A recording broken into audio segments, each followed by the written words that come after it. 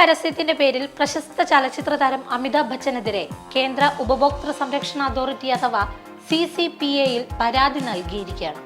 പരസ്യ ചിത്രം തെറ്റിദ്ധരിപ്പിക്കുന്നതാണെന്ന് ആരോപിച്ചാണ് confederation of all India traders പരാതി നൽകിയിരിക്കുന്നത്. കൊമേഴ്സ് പ്ലാറ്റ്ഫോമായ ഫ്ലിപ്കാർട്ടിന്റെ മൊബൈൽ ഡീലുകൾ സംബന്ധിച്ച പരസ്യം തെറ്റിദ്ധരിപ്പിക്കുന്നതാണെന്ന് ആരോപിച്ചാണ് അമിതാഭ് ബച്ചനെതിരെ CAIT കേന്ദ്ര ഉപഭോക്തൃ സംരക്ഷണ അതോറിറ്റിയിൽ പരാതി നൽകിയിരിക്കുന്നത്.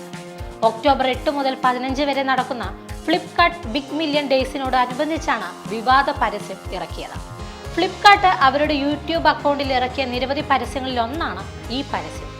എന്നാൽ ചെറുകിട മൊബൈൽ സ്ഥാപനങ്ങളിലേക്ക് ഒരു ഉപഭോക്താവ് കടക്കുവാൻ മടിക്കുന്ന നിലയിലേക്കാണ് പ്രസ്തുത പരസ്യവാചകങ്ങൾ സൃഷ്ടിച്ചിരിക്കുന്നതെന്നും അത് രാജ്യത്തിന്റെ സാമ്പത്തിക വ്യവസ്ഥിതിയെ തകർക്കുമെന്നും ചെറുകിട വ്യാപാരികളുടെ ആത്മാഭിമാനത്തെ അത് ഇല്ലാതാക്കുമെന്നുമുള്ളതിന്റെ തെളിവ് സഹിതം ചൂണ്ടിക്കാണിച്ചാണ് പരാതി സമർപ്പിച്ചിട്ടുള്ളത്.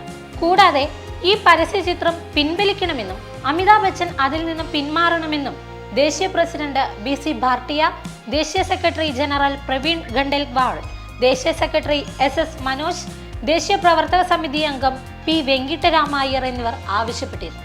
എന്തായാലും പരസ്യത്തിനെതിരെ വ്യാപക പ്രതിഷേധം ഉയർന്നതോടെ ഈ പരസ്യം ഫ്ലിപ്കാർട്ട് നീക്കം ചെയ്തിട്ടുമുണ്ട്. എങ്കിലും confederation of all India traders പരാതിയുമായി മുന്നോട്ട് പോകുമെന്നാണ് ലഭിച്ചിട്ടുള്ള വിവരം.